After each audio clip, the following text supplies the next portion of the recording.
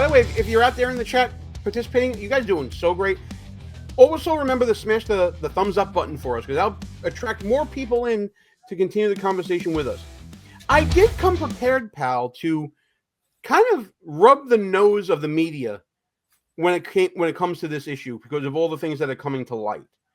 I mentioned Joe Scarborough, and we made fun of Joe Scarborough going on TV and saying, clip this, and saying that this is the best Biden ever. Remember that? Well, he was recently challenged on this by Mark Halpern, a Democrat who has an online show as well. And I want to show you the clip, and I want you to listen to how, even now, Joe Scarborough refuses to say that he was wrong, even when pressed by a fellow Democrat. Let's take a look at this clip. Now, what you said in the wake of that meeting, this is 105, please, on Morning Joe. As I've said here on the show over the past couple weeks, I've spent a good bit of time with Joe Biden. I've spent a couple of hours with Joe Biden, sitting, talking, going around the world as far as talking issues, talking the economy, talking inflation. He's cogent. But I undersold him when I said he was cogent. He's far beyond cogent. In fact, I think he's better than he's ever been. Intellectually, analytically, because he's been around for 50 years. And, you know, I don't know if people knew this or not, Biden used to be a hothead. Sometimes that Irishman would get in front of the reasoning. Sometimes he would say things he didn't want to say. This is, and I don't really, you know what, I don't really care. Start your tape right now, because I'm about to tell you the truth. Here we go. And F you if you can't handle the truth. This version of Biden, intellectually, analytically, is the best Biden ever. Okay, so a lot to unpack there. Unpack there. Mark, you have to explain to everybody, like, that's actually the first time I've seen the clip all the way through. And you were the one, 6 months later to alert me to the fact that this had gone viral. He's laughing about it. He's fucking laughing about it. That, it's the first time I'm seeing this, ha ha ha. And you had to tell me. I took the clip down because I wanted to get the full facial reaction here, the full Monty from Galloway. What I will say, Gene, is as bad as that is, and I don't want to give you too much credit, Jake Tapper is way worse. I mean, at least Joe Scarborough, he's like a Sean Hannity, right? They don't really claim to be journalists. Scarborough, every once in a while, I think, does try to hint that he is a journalist, but everybody knows that he's not. Jake Tapper and CNN masquerade as a news network, and Jake Tapper masquerades as a journalist, right? And he literally wrote a book about how everyone was fooled, including himself, when it's his only job as a journalist is to seek out the truth and question those in power. And he acted as a mouthpiece for the Democratic Party instead. So as bad as Scarborough is, hat tip to you. You called it last week. Tapper is way worse. And I'm sure we're going to get to that when we do Buffoonology 101 on Friday as well. But I want to continue on with, I got to continue with Morning Joe here, because he continues on to defend himself. Yeah, well, as I told you, and people may not realize, you don't pay much attention to social media anymore. You don't pay much attention to criticism. But I told you for several months, I said, Joe, best Biden ever has become the symbol for the right of the media and MSNBC having so much Trump derangement syndrome that you're claiming that a guy who's clearly lost mental acuity is the best Biden ever. Now, I say to people, go watch the State of the Union address. Talk to people who talked to Joe Biden. He had good days and bad days. You were with him on a good day and had conversations with him on a good day. But on good days. Good days. Yeah. Looking back at that, do you say, well, it was misleading to say best Biden ever without caveating it and say, except on the days when he's not the best Biden ever? Well, but I never saw those days personally. Well, you did because you saw him address a dead congresswoman, and you saw him in South Carolina. A dead congresswoman, yeah. Yeah, well, more than that. I can show you the RNC clip reels. There were plenty of days in public when he was not the best Biden ever. And Yeah, of course, he shortly after, stumbled and bumbled around, Mark. I mean, yeah, he certainly did. Donald Trump did. Other politicians did. But it's the whataboutisms. It's always the damn whataboutisms when it comes to these people. Yeah, Biden stumbled, but so did Trump. And then he continues to go on. You know, I'm done with Joe. He continues to go on and say what he thinks about Trump. And then says, well, you have to understand my context of having personal conversations with Joe Biden. Bullshit. You lied. You know you lied. You covered it up. You were one of his friends. And now you have to weep the whirlwind. This guy needs to get fired from television. It's not going to happen. It's certainly not going to happen. But guys like Morning Joe, they no longer need to be in media. I don't even have issues with the whataboutisms if they're actually true. There's no way you can compare the mental acuity, stamina, whatever word you want to use, of Joe Biden to Donald Trump, right? It's not even close. So the whataboutism there isn't even true. They're just making stuff up. And don't forget, Gene, this is the same party, and I include the media in the Democratic Party, obviously, the same party that propped up John Fetterman, who couldn't string two sentences together during his debate, Dianne Feinstein, who was, told how to vote in the Senate, or people are telling her, say yes, say no, right? Like, this party has no problem, and we have some of them too, like a Mitch McConnell, he needs to go. I've been saying this for a while too, but the Democrats are worse. So, like, this whataboutism is true, right? Because I can point to 5 or 6 of them that are totally out in space, and they're defended by this party and the media. That's an organ of the party. Yeah, I want to take 2 points that you made and tie them together. Biden's lack of stamina that has been on display for years now, and the mention of Jake Tapper's book with Alex Thompson. Alex Thompson was on CNN, and the discussion turned to some fake town halls that Joe Biden's campaign was creating. I think they were creating it for B-roll, and they were creating it for different campaign videos and things like that to use. But what Alex Thompson says here on CNN to me, and that everyone is now saying, it was apparent, because again, they're gaslighting the nation on the left. Gaslighting doesn't exist. You made it up because you're fucking crazy. Joe Biden couldn't even perform or act, normally at these fake town halls. This to me is the craziest thing to come out yet. Alex, the fact of the fake town hall is not actually the worst part of the story that you report in the book. Yes, other campaigns have used fake town halls. Now, I would say those town halls usually are in addition to real town halls. Joe Biden was doing neither. This fake town hall was in order to film it so they could make it into campaign commercials. They filmed it in Delaware with supporters. But Joe Biden, at this point, this is the spring of 2024, Joe Biden's town hall, which was closed to press, was so bad that campaign officials determined that it was not usable for a campaign commercial. So they took 90 minutes, 2 hours out of the president's day. They filmed an entire town hall, and they determined that it was not usable. Now, some people say this was because Joe Biden was incoherent. He could not really articulate his thoughts in a pithy or even semi-normal way.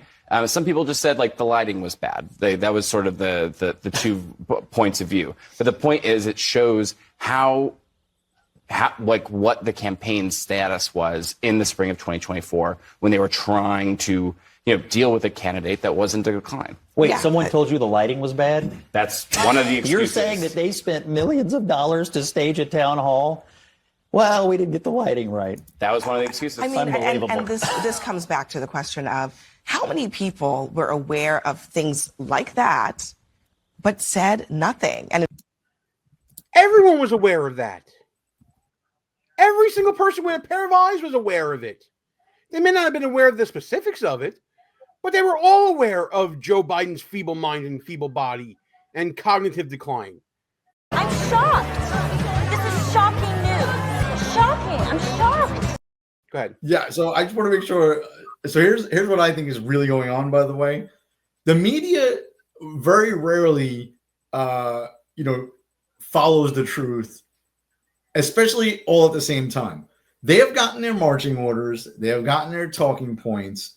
Joe Biden, they want The left needs to blame somebody for the return of Donald Trump, right? Remember, Joe Biden was the only guy who could beat Donald Trump back in 2020, and he was running around in 2024 saying the same thing somehow. But they need a fall guy, and Joe Biden is the fall guy. That's why they're all turning on him. There's blood in the water. They're going to pin it on the old white guy and throw him overboard. Mark my words. They think it's going to work. It's not going to work because they still don't realize Joe Biden was a terrible candidate and a horrible human being. But it's their policies that are not popular. It's not the way they convey their message. It's the actual message that people hate. Are they going to throw Uncle Joe under the bus, so to speak? Or because of this news of this cancer diagnosis, they're going to let him just ride off into the sunset? That is another huge scandal, right? To me, it's even bigger than hiding the fact that he was demented. Because that was like, you couldn't hide that, right?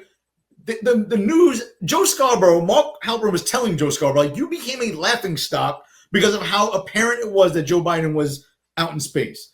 The cancer diagnosis is more troublesome to me, right? You could say he wasn't checked for over 10 years because that's what medical guidelines say nowadays. That's BS. You can't tell me that the president of the United States has advanced prostate cancer where it's getting into his bones and is causing pain, and they did not know this until a few weeks ago. That is not possible either, right? And that is a bigger problem because that's not something that's apparent. You can't see that on a person. But the White House physician and the White House press secretary lied, okay? And that's a bigger problem. What else have they been lying about? That is the question. And people talk about the slip up that Biden did in 2022, where he mentioned that he had cancer and adds more fuel to the fire as to whether or not he knew about it back then. And because it was a 4-lane highway that was accessible, my mother drove us, and rather than us be able to walk. And guess what? The first frost, you know what was happening? You had to put on your windshield wipers to get literally the oil slick off the window. That's why I and so damn many other people I grew up have cancer. And why can't, for the longest time, Delaware had the highest cancer rate in the nation. The whole idea, and I understand medical standards, I understand medical costs, but this is the president of the United States. Or at the time, it was the vice president of the United States. The fact that you're penny pinching on medical testing, it just boggles my mind that would happen, that they wouldn't run a full battery of everything, even if he is in his 70s or if he is in his 80s. I mean, to me, the whole idea of, well, we're not going to screen you for prostate cancer anymore because you're too old and you lived a good life. You had a good run. So if you get prostate cancer, so be it. I don't buy that. I don't think that that's the way medicine should be working here. But if it was, there has to be some responsibility for that as well. It's not working like that with the president. There is no way. None. Yeah. Well, I have to say, I initially called out Brian Stelter. I'm going to see if I can find the clip while we're talking. Mr. Potato Head there, the resident hall monitor for CNN, when he gave his initial reaction to the news of Joe Biden's diagnosis. Let me see if I find the right clip here while we're waiting. By the way, while you're waiting for this, guys, feel free to go through the chat. There's a great conversation going on between Coffee Grinder and Galloway in the chat if you guys want to check it out. I think it's pretty good, talking about some legal stuff and everything. It's very wonky. Very, very wonky. I love the way Gene is going to pull up a Brian Stelter video. Like, I don't get enough of Brian Stelter nowadays, to be honest. Excuse me while I whip this out. This is breaking news that came just about 2 hours ago, and it is now rippling through, television media, online. How are people consuming this? How is it reaching people? And, I'm seeing some prostate cancer survivors, people who have lived with this disease, who have been through this, expressing support, both condolences, but also support and cheering Biden on as he faces this. The timing, Jessica, is just extraordinary. We know from the statement from his personal spokesman that Biden learned of the diagnosis on Friday. Well, what was the biggest Biden story on Friday? It was the release of those audio excerpts from his conversations with Robert Hur back in 2023. This was the audio that Axios obtained, almost certainly from the Trump administration, showing memory lapses. And you heard a lot of people on Friday talking about that audio being hard to hear, even excruciating to hear. Biden showing his age on those audio tapes that had never been heard by the public until now. So on the day that story was breaking, Biden was facing this personal news. At least that's according to the statement from his personal spokesman. So you have that as one element of the timing here. And then you have, as you and Paul just acknowledged, this book coming out, one of the biggest political books in several years. Take out our colleague Jake Tapper for a second. This book, no matter where it was coming from, was going to be a very big blockbuster book. And it just so happens two of the best reporters in Washington, Jake Tapper and Alex Thompson, are the authors of it. Sure. We have this breaking news about prostate cancer, but let me tell you about my colleague's book. You think I'm a grifter? That's a hell of a grift. To grift off of someone's cancer diagnosis. Pretty damn impressive grifting, if you ask me. Not only that, Gene, can you imagine, let's just change the occupation. If you were an auto mechanic and you forgot to put the lug nuts back on somebody's tires and they drove away from your gas station, wrecked in a horrible car accident, and died. And then you wrote a book about your screw up and was hawking it at the very gas station where it occurred. That's basically what CNN is doing right now. How can Jake Tapper be allowed to sell a book on the very network that employs him where he did the biggest screw up you could possibly make in news by ignoring a story that your average person knew to be true and Jake Tapper somehow missed it? Like what you see so far? Go ahead and smash that thumbs up button. Also, leave us a comment and tell us what you're thinking. And don't forget to subscribe so you never miss another show. You turned me on to this clip from Megyn Kelly's show where she was interviewing Jake Tapper and Alex Thompson. And let me tell you, you want to talk about retribution? Megyn Kelly is America's retribution.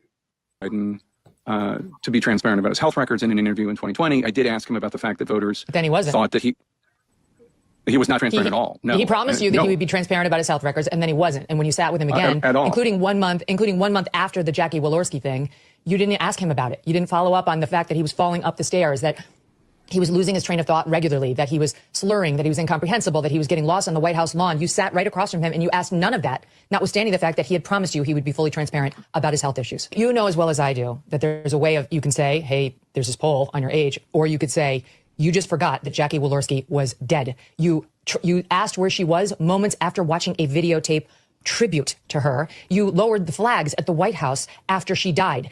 This happened 13 days before you sat with him. There is a way of pressing a man like that on the actual infirmities to bring it home to him and to the audience, and you didn't do it. It wasn't just that. I mean, you sat with him a couple of times in the course of his presidency, and these issues were not pressed. Well, there was at least that time, and then there was the time at the beginning. And but separate and apart from that, you covered the Biden's presidency. No. Let me just finish my point. You covered the Biden presidency. Okay, right. And it was 13 days after the Jackie Walorski thing. But you covered the Biden presidency aggressively throughout the 4 years, and you didn't cover mental acuity hardly at all. I mean, time and time again, when issues came up, you seemed to be running cover for the president. Is anybody else watching Alex Thompson on the right of the screen there, trying to blend into the Sirius XM background like he doesn't want to be there? Like it was that uncomfortable for him? How about Jake? He doesn't look too comfortable either. Oh, no, he's the target. And Megyn Kelly is just unleashing on him. Yeah, grab a cigarette, guys, because, you might like the ending. Interested. Do you want to apologize? Did you want to say something, pal? I just wanted to ask you before you finish this clip, Gene, what was Jake Tapper's, what did he think was going to happen here, right? I know he's trying to sell a book. But does he think people that watch Megyn Kelly's podcast were somehow going to be open to listening to Jake's gaslighting and go out and buy his book? Like, what was the play here? I don't understand. Oh, I don't know. I don't know what the play was here to tap into the anti-Biden sentiment of the audience, thinking that he wouldn't have any blowback. I don't know. I don't know what the play was there, but it wasn't anything great. We're going to keep on going here, though. Time and time again, when issues came up, you seem to be running cover for the president. I don't you didn't think seem that's interested. true. Do you want to apologize to Lara Trump now? I've already apologized to her. I called her months ago. I feel angry because she was right. And not only did you not allow her to make her comments, but you seemed to try to humiliate her. You had a hostility toward the position, but she was totally right. And then you lectured her on how she was in no position to diagnose cognitive decline, which you guys do at length, including on page 4 of your book. You describe at length his cognitive decline, which is all she tried to do with you. But you had such a visceral reaction to her. Joe Biden has been saying stupid things for decades. Okay, I get what you're saying, but this minimizes it too, because it was more than saying stupid things. But I'm telling you, like over here in my ecosphere, we were covering all of these. It wasn't just falling down; it was getting lost. It was some of the stuff you report in your book. We knew, and we were reporting on, like the multi-jump cuts in the videos of him, where it was obvious he couldn't get through a 1-minute take, so they had to use those. It was clear to us that he was using teleprompter, and there was some reporting on that at the time, all of which the White House was denying. Now, with the current White House, I have some connections. With the Joe Biden White House, I had none. But you did. You did. And so while you've been in Washington 30 years, Jake, you guys, you and CNN have White House connections, but there was no effort, none to get to the bottom of this. And now for you guys to write this book like there was a cover-up, it's like there was a cover-up and there was an attempted cover-up. It could only ever work if you allowed it. Yeah. Megyn Kelly, where was this Megyn Kelly at Fox News? That she had to get burned by the system to turn in this sort of effort. Yeah. I mean, I just dropped something in the chat that we should maybe put this clip in post edit. You know, Joe Biden, remember when he was on the campaign trail, Gene, and he was at that black pool and he's talking about when he was a lifeguard and that he had hairy legs and kids used to rub his hair and he used to pop up. Hey, you know, I sit on the stand and it get hot. I got hairy legs that turn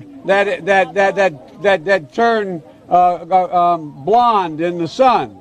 And the kids used to come up and reach in the pool and rub my leg down so it was straight, and then watch the hair come back up again. They'd look at it. So I learned about roaches. I learned about kids jumping on my lap. And I've loved kids jumping on my lap. Like, dude, the guy was gone prior to 2020, let alone 2024, right? Megyn Kelly demolished this guy. And I do want to say, first, and she failed to mention one other thing. Like, it was very clear. Hannity did a good job of this. They used to zoom in on these palm cards he used to bring out for every meeting where there were talking points and telling him where to sit and where to stand and what to say. And all the reporters' questions were pre-screened and it told him which reporter to call on, right? Like, the guy was clearly out of it. If you like that clip from our new show, Behind Enemy Lines, please subscribe to the channel, hit the notification bell so you don't miss any other shows, and tune in live every Wednesday night at 9 p.m. Eastern Time.